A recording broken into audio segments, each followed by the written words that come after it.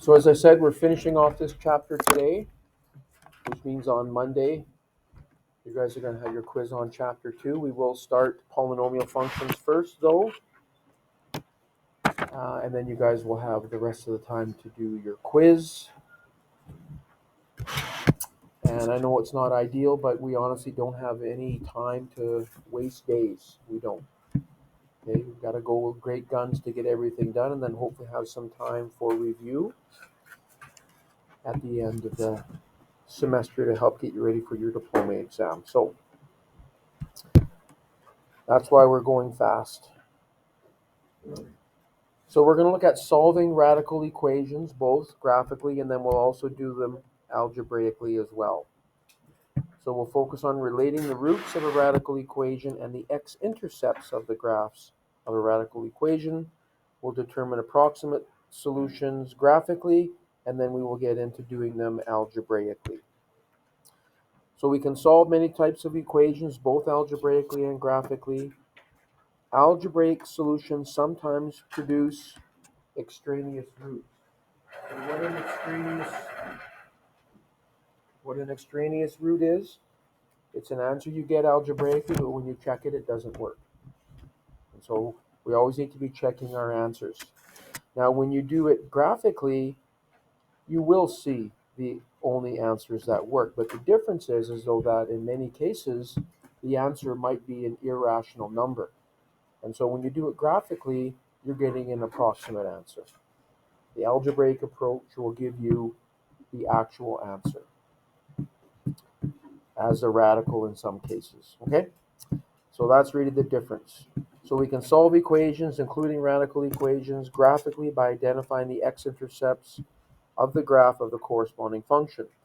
So this would only be true if it was one equation equal to 0, then you'd find the x-intercepts. But we're going to see some examples. You might have one equation on one side equal something else on another, and then you might use two equations. So as it says below, equations can be solved graphically using two methods. If the equation is written with all terms on one side equal to 0 on the other side, then we simply type the equation into our graphic display calculator and graph the function. We use the 0 function, and the instructions are there by going second function and then trace. When you choose 0, you will be required to narrow down your x-intercepts by choosing appropriate left and right boundaries. The other type is if you have an equation with terms on both sides of the equal sign. So you can type the left side into y1, the right side into y2, graph the functions, and choose the intersect function on the calculator. You will be required to choose your first and second curves as well as a guess for each point of intersection. Both methods will give you the same solution or solutions if done properly. So in 20-1, you learned how to solve quadratic equations, both algebraically and graphically.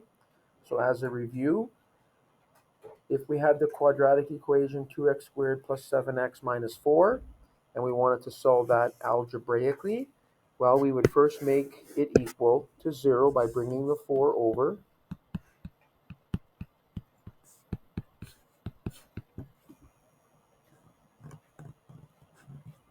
And then we'd solve by factoring.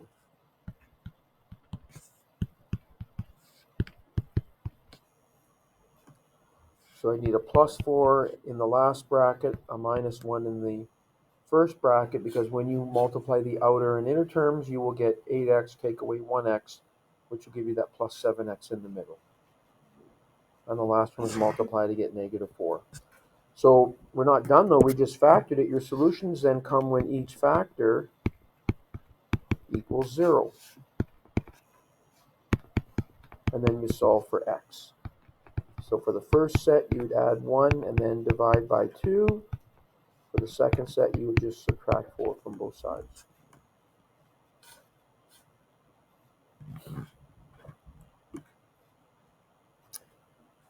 So there's the solutions. Those would be the values of x that satisfy the equation. And we can check them to make sure. This is one way to find out if you have any extraneous roots. Normally we start with the original form of the equation. And first, if we check for x equals 1/2,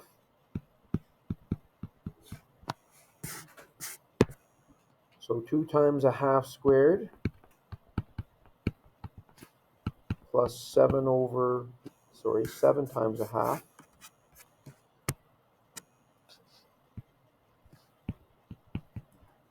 That should equal 4. 1/2 squared is 1/4, times 2 is 2/4 or 1/2. Plus 7 times 1/2 would be 7/2. If you add those together, you'll get 8/2, which is 4. So it checks. Positive 1/2 works. Now for x equals -4,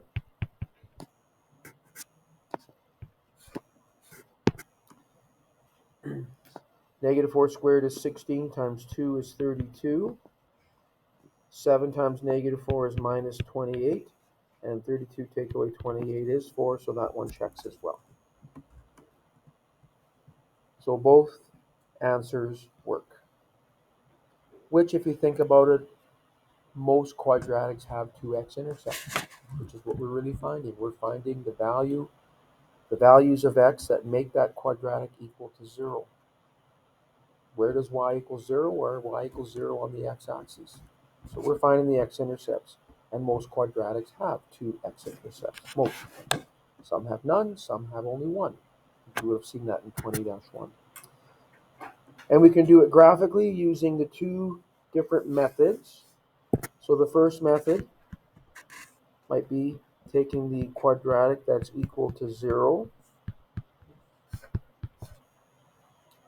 and in y1 in our calculator,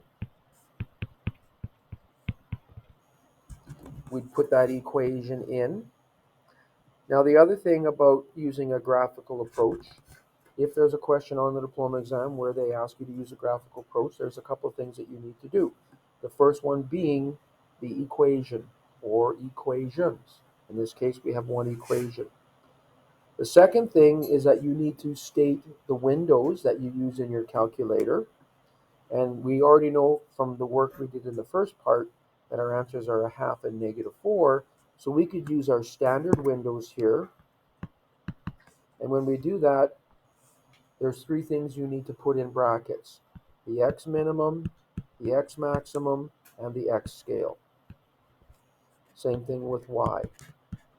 The y minimum, the y maximum, and the y scale. And as long as your solutions lie within those windows, your windows will be fine. Okay, I could have changed them from, let's say, -5 to +1 along the x-axis if I wanted to, because my answers are -4 and 1/2.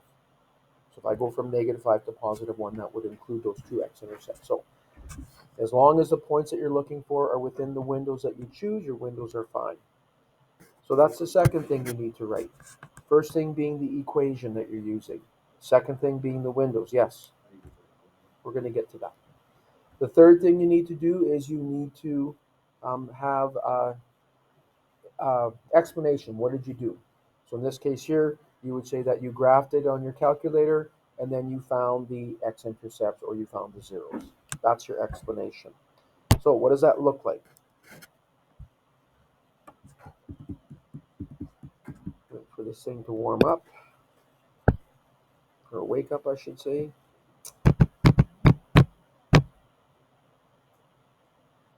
Let's try again. So you put that equation into your calculator. At the top, you'll see there's a window button. That's what you're going to press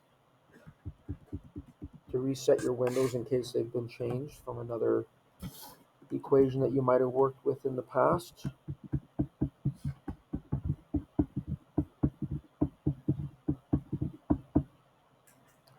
And then you find the x-intercepts or the zeros.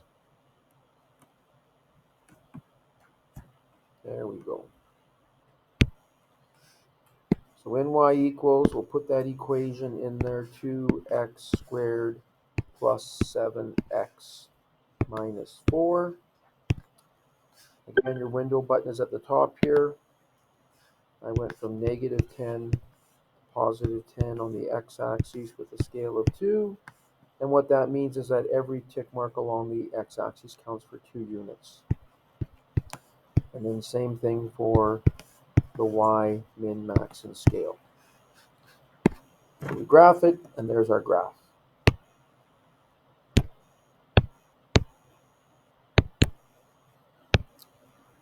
And then we're going to go second function trace to get into the calculate mode. And the zeros is number 2 in this list. So if I wanted to find the x-intercept on the right, I can stay here for my left boundary. It's on the left side of that x-intercept on the right, so I'll hit enter. Now I have to choose my right boundary, so I can use my arrows to move my cursor. So it's to the right of that 0, which also puts it above the x-axis. And then I can hit enter one more time, and it gives me that 0, the x-intercept at positive 0.5. Now in this case, we knew that was one x-intercept, and the other x-intercept is at negative 4. I'm in the trace mode, and I know that because I have the x and y values displayed at the bottom of the graph. So once you're in that mode, you can manually put in any x value you want, and it'll go there and tell you the y value. So in this case here, if I just go negative, and notice that at the bottom it changes to x equals negative 4, enter. It'll go to that point on the graph. It'll show the y value is 0. That confirms that negative 4 is an x-intercept. The x-intercepts are always where y equals 0. Okay, so that's the first method. The second method is where you take two equations. y1 would be the left side, the 2x squared plus 7x. y2 would be the right side, which is just y equals 4.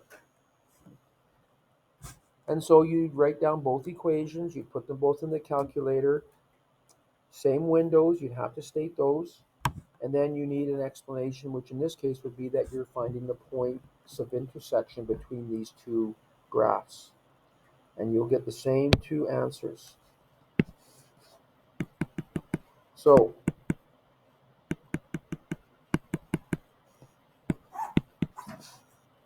y1 is a 2x squared plus 7x. y2 is just y equals 4. Graph it, and there are 2 points of intersection. Second function trace, number 5 for intersect. Enter, enter,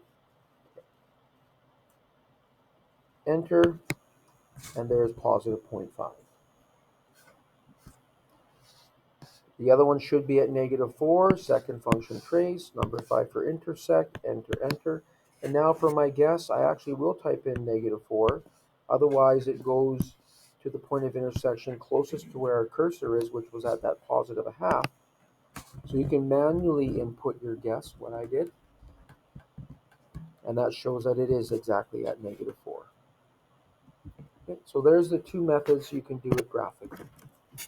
Again, the nice thing about graphically is if there's any extraneous roots, the graphical solution, or the graphical approach will not give you an extraneous root as an answer. The disadvantage, though, is that, again, if the answer is irrational, your calculator gives you an approximate answer. The algebraic approach would give you the exact. Okay, so again, in 20-1, we learned how to solve radical equations algebraically. Solving radical equations graphically is a 30-1 curricular outcome, but we will still review the algebraic process to make connections. So this next one says that we want to solve that equation and also state restrictions on the variable. This says algebraically solve it. So we need to get x by itself.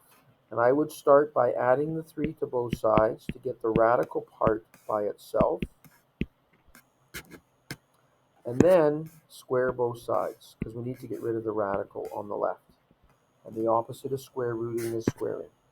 The square root and square cancel each other out, so you're just left with x plus 5 on the left. On the right side, 3 squared is 9. And then when you subtract 5 from both sides, you'll get an answer of x equals 4. We will check that to make sure. Start with the original equation.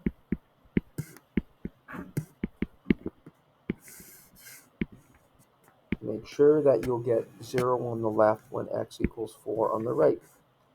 So you're going to get the root of 4 plus 5, take away 3. the root of 9, which is 3, and 3 take away 3 does equal 0. So our answer checks. Lastly, we want to state the restriction on the variable, and this comes from the radicand, what's under the radical. You cannot take the root of a negative number. So the radicand, in this case x plus 5, has to be greater than or equal to 0. And if you subtract 5 from both sides, there's our restriction. X has to be greater than or equal to negative 5.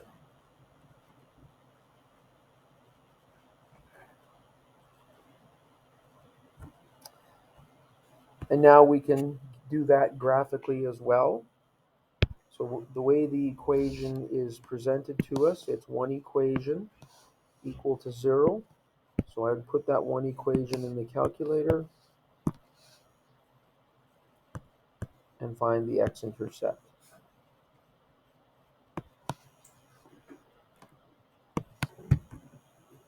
It should be at positive 4, but we'll confirm that. Second function trace. We want to find the 0, which is number 2. Our left boundary is fine right there. My right boundary should be something to the right of positive 4, so I can manually input, let's say, positive 6, and then hit enter, and it goes to the 0 between the left and right boundary that we chose, and confirms that the answer is x equals 4. So again, if you were doing this on a diploma exam, you'd have to write the equation that you're putting in your calculator into y1.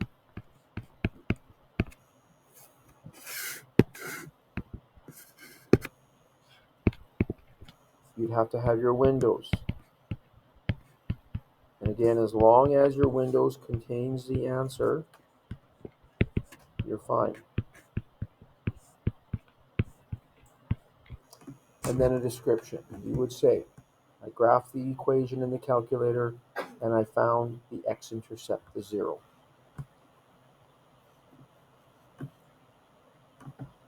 And then you could say that your answer, again, is x equals 4. So you also obviously need to state the solution, or solutions.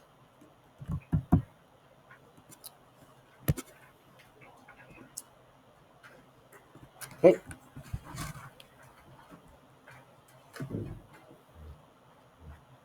So this is a similar equation. We want to solve this both algebraically and graphically as well. State restrictions on the graph. So if we do this algebraically first, and you did ones like this in 20-1, the first thing you want to do is you want to isolate the radical.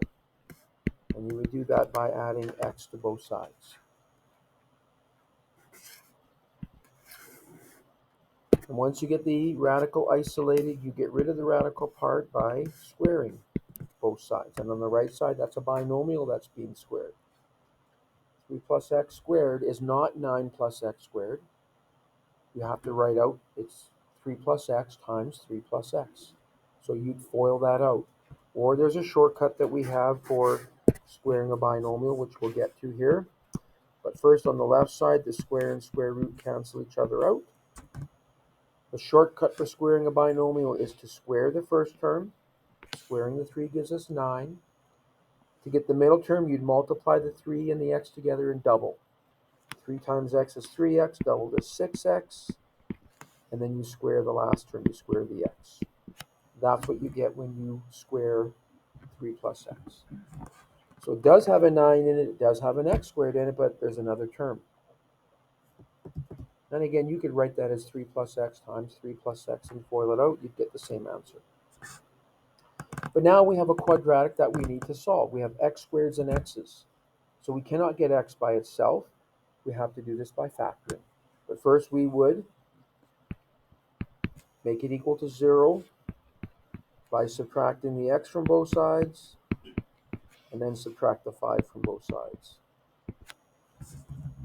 So our solutions will occur where that quadratic equals 0, which we can solve by factoring. The factors would be x plus 1, x plus 4. And again, our solutions come where each factor equals 0.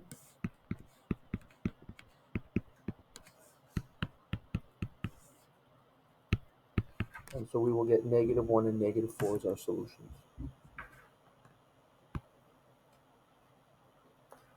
And We could take those two numbers and plug them into the original equation to make sure, or to find out if they both work or only one of them works.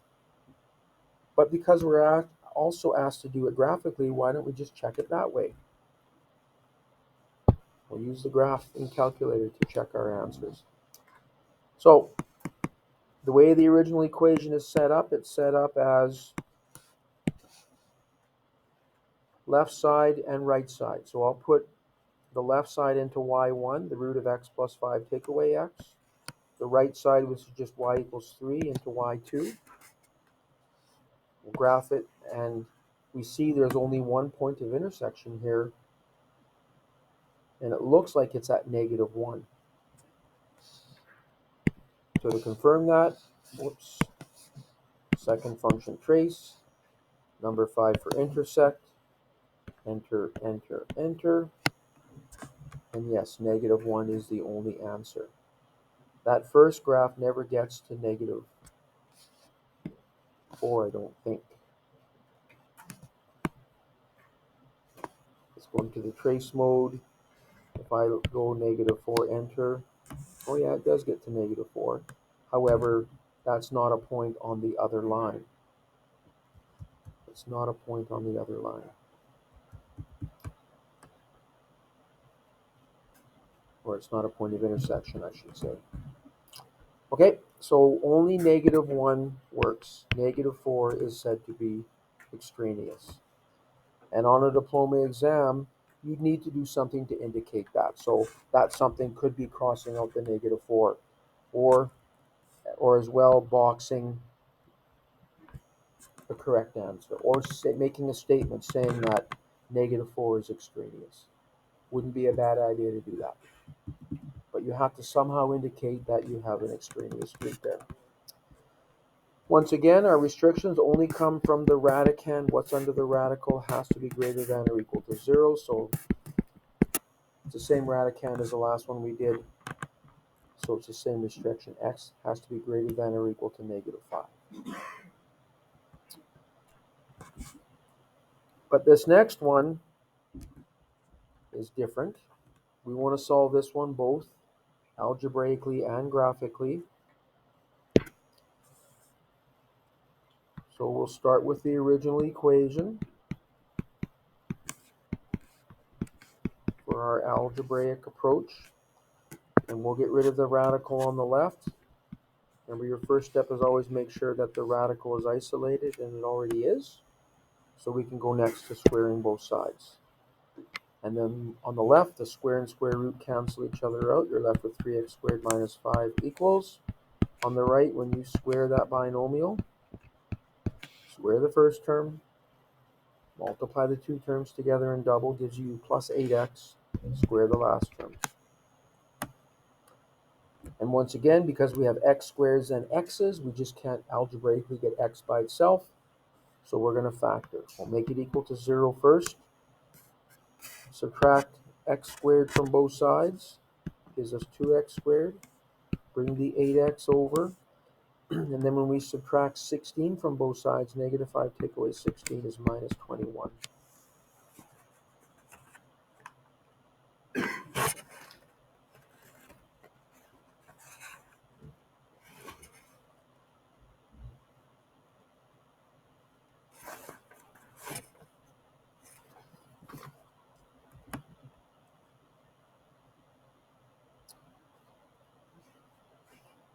So there's the quadratic that we have to solve. And I don't believe this one can be solved by factoring. I don't think there are factors to that quadratic. And that's where the quadratic formula comes in. Remember that from 20-1. It can be used to solve any quadratic, to find the x-intercepts of any quadratic. If the quadratic is factorable, that's usually quicker. But if not, we use this formula. And this formula is on your formula sheet that you get for the diploma exam. And I'll be giving you guys soon a copy of the formula sheet on one side and the directing words on the other. So we talk about different directing words. One of the most important ones is either determine or algebraically. That tells you you have to show your work. There are some questions where it'll just say state, which means you don't have to show your work. You probably will use your graphing calculator for that. Okay? State the solutions is a lot different than determine or algebraically determine. When it says determine or algebraically, it means you have to show your work. So remember that the a, b, and c values come from the quadratic. A is the coefficient in front of the x squared, b is the coefficient in front of the x, and c is the constant, the term that doesn't have an x. So those are your values of a, b, and c. The value of b is -8, but the equation says negative b. So you'd have a negative sign from the equation, and then the fact that b is also negative gives you a minus minus, which will become a plus positive. And remember, it's plus and minus there. Think back to the quadratics. Most quadratics have two solutions. That's why you have a plus and a minus. So the value of b again is -8. That needs to be squared, minus 4 times a, which is 2, times c, which is -21, all over 2 times 2, 2a.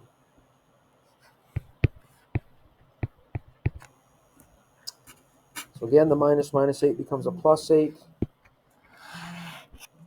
-8 all squared, and you can do this part on your calculator.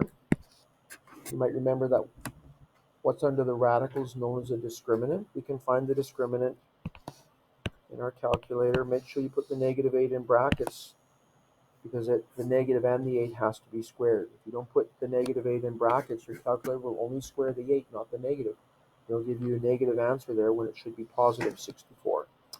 Minus 4 times a, which is 2, times c, which is -21.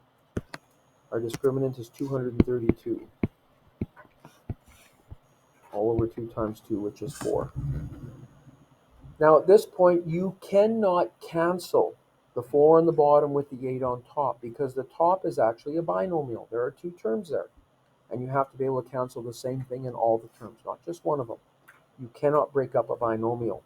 If you do, you're saying basically that 2 plus 5 all over 2 is 5, if you cancel the 2's. It's not. It's 7 over 2. So that's just an example why you cannot cancel the 8 and the 4. You have to be able to cancel the same thing in both terms. If the 5 was an even number, then you could cancel them all. You could divide 2 by 2 and whatever even number the 5 is by 2. Right? But we can simplify the radicals, so you should remember that from 20-1. So remember, you want to find a perfect square that divides evenly into 232. And I'm thinking that probably 4 divides into 232. And it does. It gives you 58. But 58 is also divisible by 4, I think. No, not exactly. So we'll do root 4, root 58.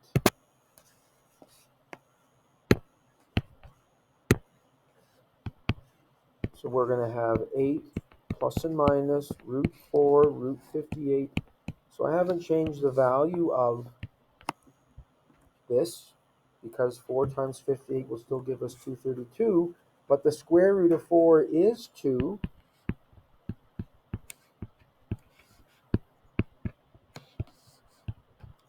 And so now we can do some simplifying. Now all three terms, the 2 on the top and the 1 on the bottom, are divisible by 2. So I can divide everything by 2. And this gives us our simplified answers. 4 plus or minus root 58 all over 2. You cannot divide only the 4 by 2 that's left, because you'd have to be able to divide the other term by 2. And because the other term is a radical, you can only divide radicals by radical. You cannot divide radical by a rational number or an integer. So this is the advantage of the algebraic approach. We get our exact answers. We can use our graphing calculator to check it by doing a graphical approach.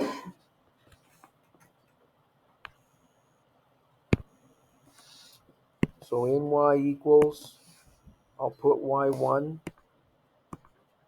as the left side of the equation, the root of 3x squared minus 5.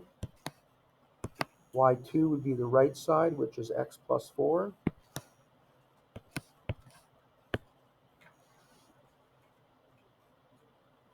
We'll graph it, and it looks like there are two solutions. Second function trace, number 5 for intersect. Notice that if you look at the calculator at the bottom there, it says first curve is where x equals 0, but there is no y value returned. And that's because we're on that radical equation right now. And you can see that's the blue graph. It's not valid when x equals 0, and it comes from the restrictions. Okay? So all I need to do is move my cursor over until I get it showing up. There we go, on that first graph. So I'll hit enter to say, yes, that is my first curve. Yes, that's my second curve. And again, because the answers are irrational, our calculator gives it as a decimal that we have to round. The first one to the nearest tenth would be negative 1.8. So we could say approximately then negative 1.8 to the nearest tenth. And our second one, second function trace, number 5 for intersect, enter, enter. I'll put this guess, let's say, at positive 4, and it's actually at 5.8 when you round to the nearest 10. But again, those are approximate answers because the answers are actually irrational. We saw that when we did it algebraically. So that's one of the drawbacks of the graphical approach. If you're asked for an exact value, the graphical approach will not give you that exact value. Okay.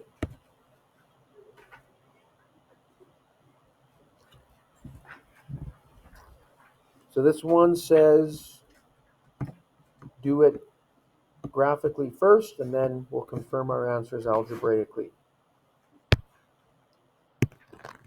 So in this case here, it's just one equation. So we'll write one equation equal to 0 in our calculator, and then find the x-intercept or intercepts. So the square root of x plus 2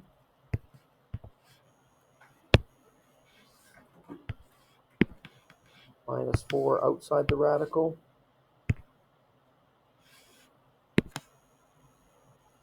It looks like there is an x-intercept, but it looks like it's outside the windows that we have. So we might want to make our x max a little bit larger. Let's say 16 for an x max. And now I'll go second function trace, number 2 for 0. For the left boundary, I'll put it at 8. For my right boundary, let's say 15.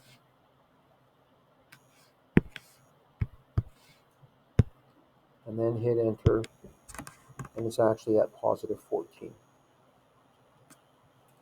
So using the graphing calculator, again, you would say y1 is that radical equation.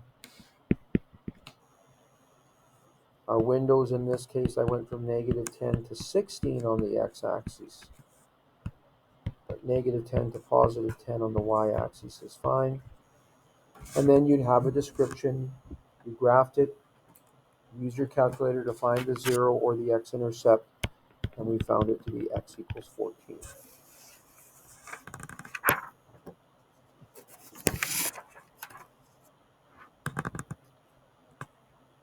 Getting that answer algebraically, I'd start by isolating the radical by adding the 4 to both sides. And once you have the radical isolated, you can get rid of the radical by squaring both sides. On the left side, the square root and square cancel each other out, so we're just left with the x plus 2. On the right side, 4 squared is 16. And then when you subtract the 2 from both sides, you get your one answer, 14 that we got.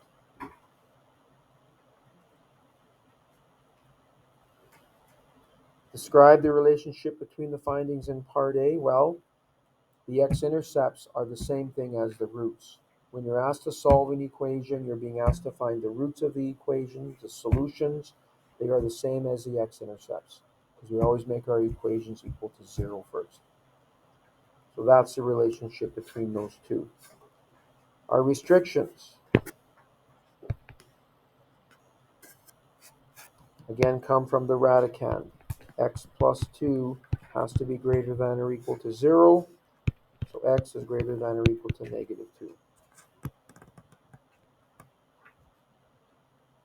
There's the restrictions.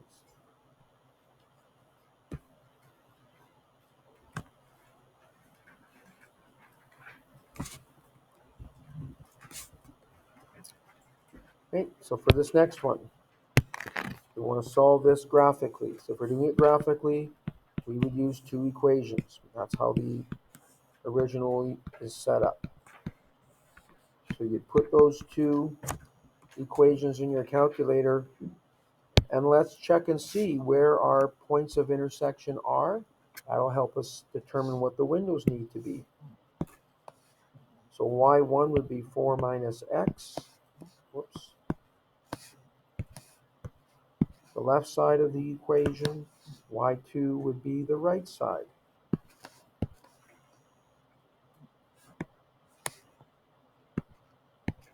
The square root of 6 minus x.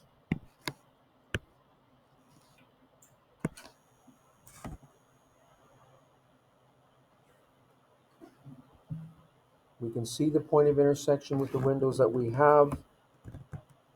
So we could keep those same windows, or, I mean, it looks like the point of intersection is somewhere around positive 6.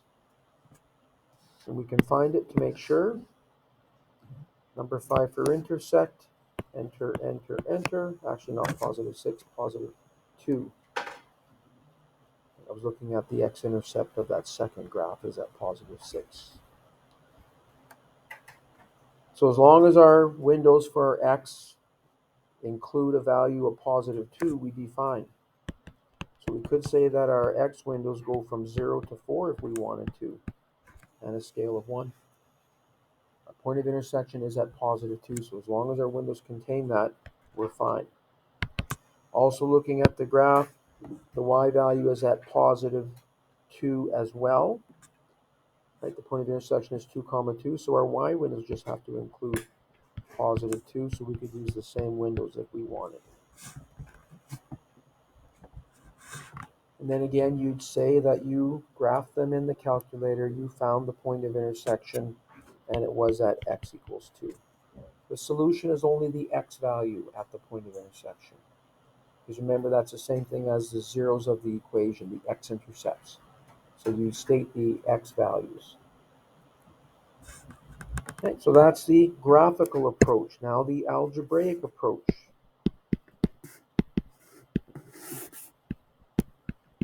Once again, you've already got the radical isolated. So our next step is to square both sides. On the left side, you need to square the binomial. You square the first term. You'll multiply the two terms together and double, and square the last term. Again, you can write it as 4 minus x times 4 minus x and FOIL it out. Some of you might be more comfortable doing that, so that's fine. Do it that way. But you should get the same resulting quadratic. On the right side, when you square a radical, the square and square root cancel each other out. And now we're going to bring everything over to the left side so we can solve the quadratic. Adding x to both sides gives me a minus 7x. Subtracting 6 from both sides would give us plus 10. And our factors are x minus 2, x minus 5. So our solutions would be where each factor equals 0.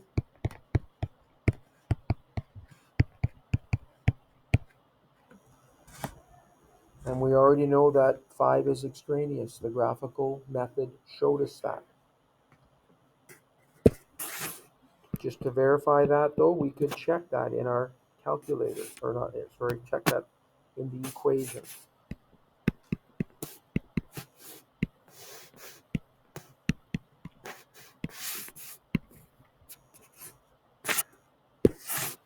again, if we let x equal 5, you'll have 4 minus 5, which is negative 1 on the left.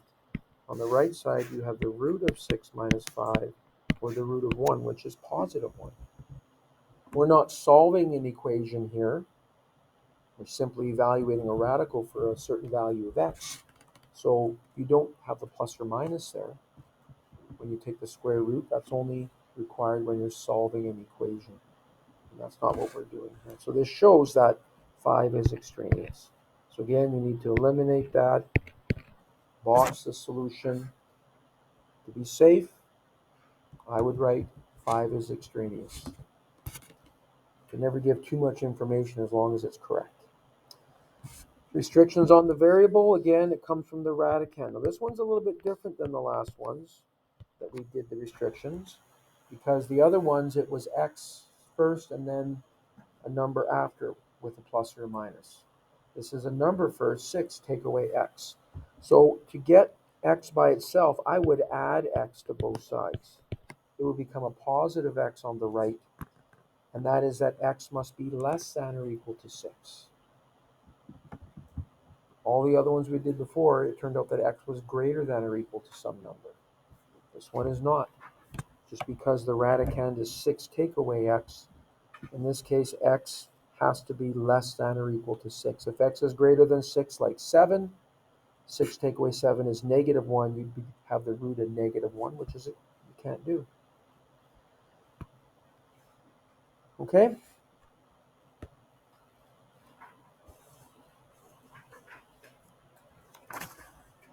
So it says solve this using 2 different methods. The first method we'll do would be algebraically.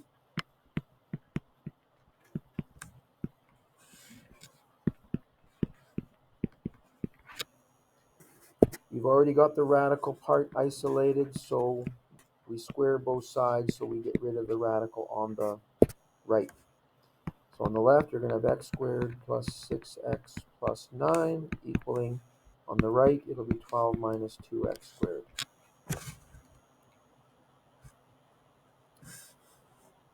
Because I have x squareds and x's, I need to make it equal to 0 so I can solve it. If I add 2x squared to both sides, I'll get 3x squared on the left. I've got a positive 6x. When I subtract 12, 9 take away 12 is negative 3. So there's our quadratic that we need to solve. There is a common factor of 3. I can take it out.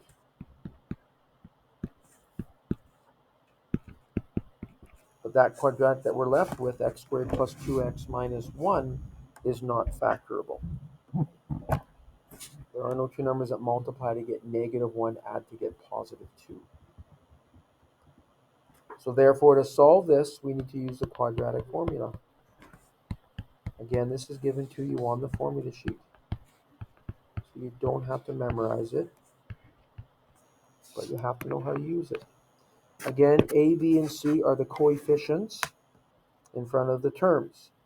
The coefficient in front of the x squared is a 1, so that's our a value. Our b value is positive 2, our c value is negative 1. So negative b will be negative 2 plus or minus the root of b, which is 2 squared, minus 4 times a, which is 1, times c, which is negative 1. All over 2 times a, which again is 1. So this gives us negative 2 plus or minus the root of 6. It'll be, 4 plus 6. Apologize again, it's 4 plus 4. That's 8. You cannot simplify right now because only the first term on top is divisible by 2. You cannot divide root 8 by 2, but we can simplify that. Negative 2 plus and minus, I can break root 8 down to root 4 root 2. Right? You need to find two numbers that multiply together to get 8. They're both going to be radicals right now, but one of them must be a perfect square, and 4 is a perfect square. The square root of that is 2. And now we can divide each term by 2.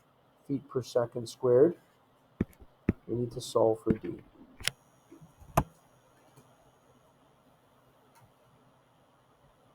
So we can simplify under the radical a little bit. 10 squared is 100, and 2 times 32 will give us 64d. But to solve for d, we need to get rid of the radical on the right, which we would do by squaring. And we have to do the same thing to both sides. When you square 120, it'll be 14400, or 14,400. And on the right side, the square and square root cancel each other out. We'll subtract the 100 from both sides, and then divide both sides by 64.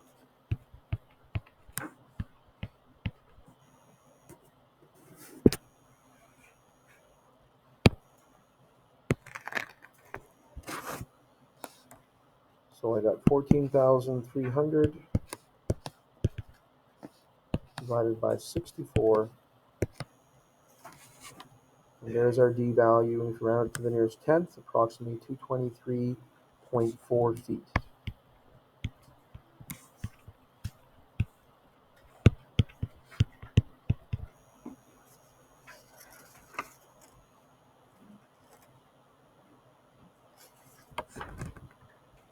And the one on the next page is using exactly the same equation, only in this case we want to determine v sub 0. The velocity is 26.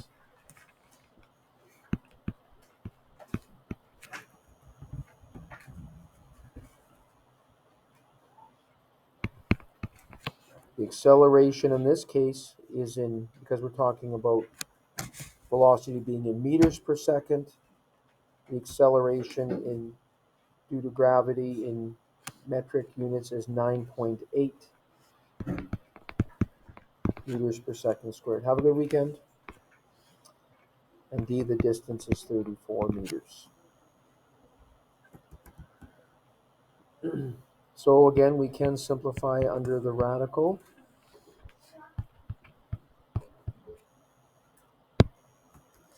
Two times 9.8 times 34 is 66.4.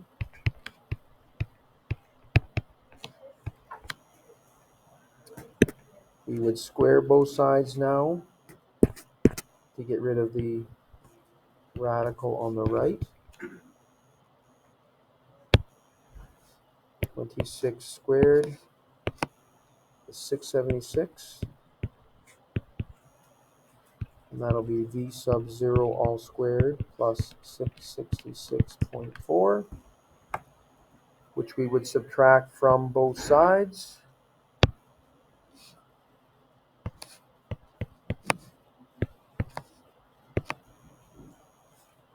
Which will give us 9.6 on the left equaling v sub 0 squared. So then we take the square root. And we want the principal root because, again, we're not, well, it'll be a positive answer.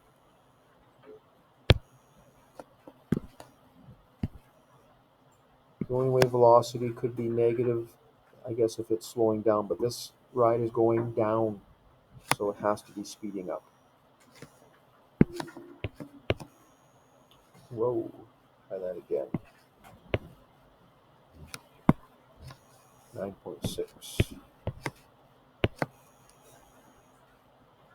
So v sub 0 would be approximately 3.1.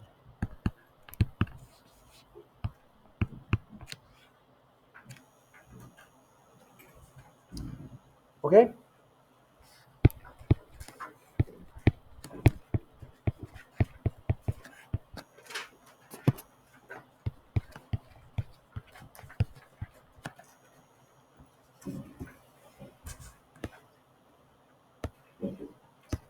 Yeah, so on page 96 to 97, you can do questions 2, 3, and 6.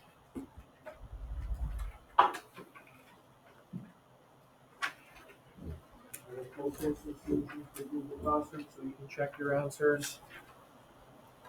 And remember, we have our quiz on Monday on this chapter. Okay? And then after chapter 3, polynomial functions will be our first unit exam. I'll cover chapters 1, 2, and 3.